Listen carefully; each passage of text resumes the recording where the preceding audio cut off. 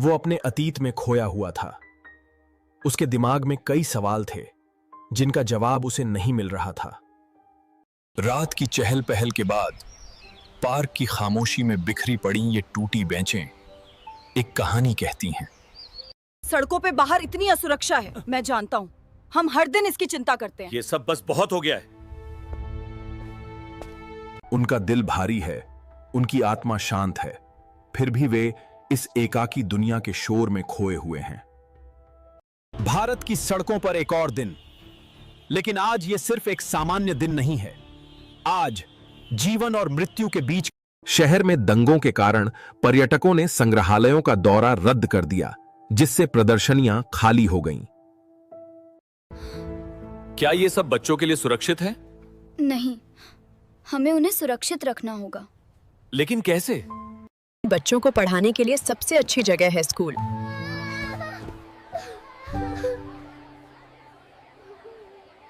कुछ ही समय में समाज के ताने बाने को अस्थिर करना शुरू कर दिया।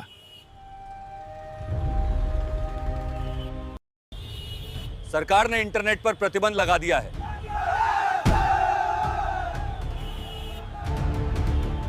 इंटरनेट के बिना हमारा काम रुक सा गया है। ग्राहक नहीं आ रहे, ऑर्डर नहीं मिल रहे। क्या करें अब? मुझे तो कुछ समझ नहीं आ रहा।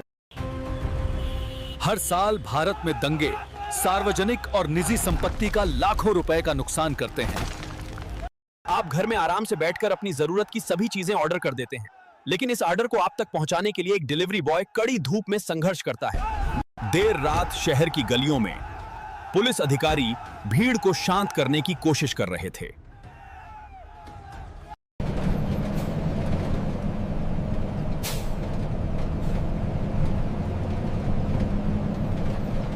यह एक ऐसी कहानी है जो कई भारतीय जिलों में दोहराई जाती है। आज भी उसका नुकसान उतना ही था जितना हर रोज होता था, और आज भी उसे अपनी दुकान खोलने की उम्मीद थी। भारत के विभिन्न जिलों में स्थानीय दंगों, अशांति, अस्थिरता और हड़तालों की घटनाओं का हवाला देते हुए भारतीय व्यापार उद्यमियों ने अपनी योजनाएं और निवेश रद्द कर दिए हैं। हर साल हजारों लोग भारतीय मंदिरों, रेलवे प्लेटफॉर्मों और अन्य सार्वजनिक स्थानों पर हुई भगदड़ में अपनी जान गंवा देते हैं। दंगे के डर और असामाजिक गतिविधियों के कारण मरीज तनाव संबंधी बीमारियों के लिए भारतीय अस्पतालों में कतार में लगे हैं। जिंदगी ऐसे इम्तिहान लेती है जैसे कोई शराब के नशे में लड़ा झगड़ा हो। अस्पताल का गलियारा खामोश गवाही देता है। एक डॉक्टर अपने मरीज को नई उम्मीद देता है। एक भारतीय परिवार की कहानी जो हमेशा खुशी और संतुष्टि से भरा रहता था, अब अपने अस्तित्व के लिए संघर्ष कर रहा है। शहर की धड़कन कभी नहीं रुकती, खासकर रात के साये में, जहां हर कोना एक नई कहानी बयां करता है। अंधेरे का साया धीरे धीरे बढ़ने लगा था। जब शहर सो रहा था, चोरों के गिरोह ने अपना काम शुरू कर दिया था। आज का दिन भी दूसरे दिनों की तरह ही था, जब तक एक अफवाह ने सब कुछ बदल नहीं दिया। एक समय चहल पहल वाली ये गली आज खामोश है। चोरी की घटनाओं ने इस मोहल्ले की रौनक छीन ली है। भारत में कानून व्यवस्था का कोई डर नहीं है। दिन के समय भी वे मास्टर कुंजी का उपयोग करके पार्किंग में खड़ी साइकिल, स्कूटर और कारें चुराते हैं। अंधेरी गलियों में अपराध का साया मंडरा रहा है। यह एक ऐसी दुनिया है जहां परछाइयां व्यापार करती हैं और हर कदम एक रहस्य है। चोरों और पुलिस के बीच में क्या संबंध है? यह सिर्फ पैसों का खेल है। शहर की गलियों में चोरों का अपना राज चलता है। एक अस्थिर समाज में निवेश, शिक्षा, रोजगार और विकास सब रुक जाते हैं। आज हम सब यहां एक साथ खड़े हैं, अपने समाज से इन सभी गलत गतिविधियों को दूर करने के लिए। यह एक नए दिन की शुरुआत है, जहां प्रकृति और मानव का काम साथ चलते हैं। सुबह के इस पावन समय में घंटियों की मधुर ध्वनि एक नई आशा जगाती है। ईश्वर की प्रेरणा से मन और शरीर का मिलन। यह भारतीय उपमहाद्वीप में पनपा है और आज भी इसका उपयोग पूरे भारत में व्यापक रूप से किया जाता है। अपने मन के शांत कोने में शांति खोज रहे युवा।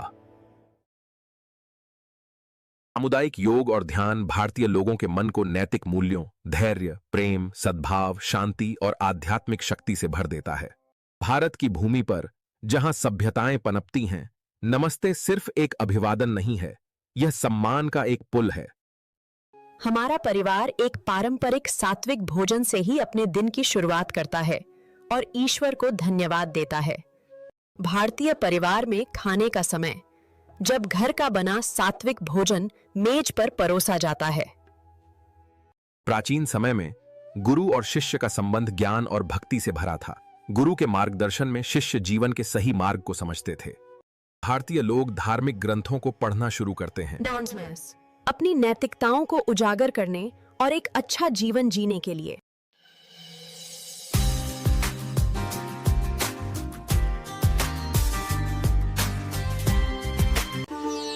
संगीत एक ऐसी धुन है जो आत्मा को परमात्मा से जोड़ती है।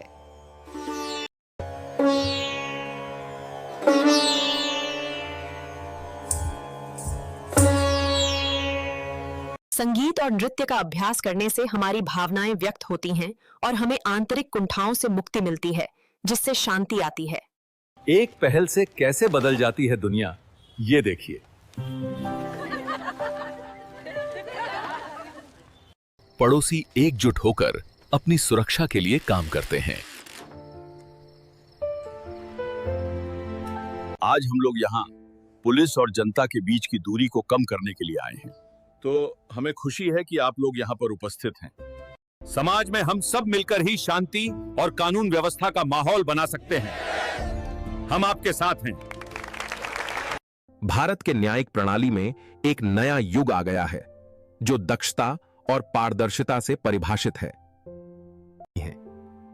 वे अपनी नैतिक शिक्षा के बारे में याद करते हुए अपनी राह पर आगे बढ़ते हैं। अपनी तकनीक का उपयोग ध्यान से करें।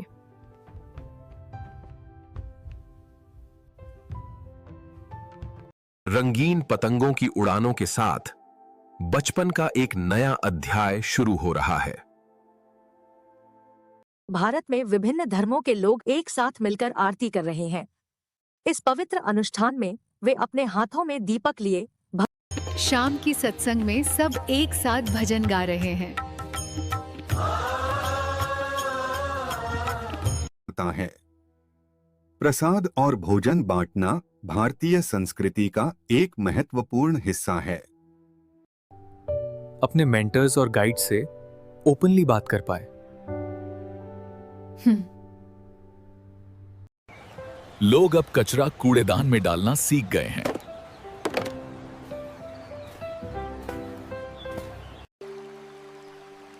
भारतीय संस्कृति में प्रकृति का सम्मान भगवान की कृपा से है।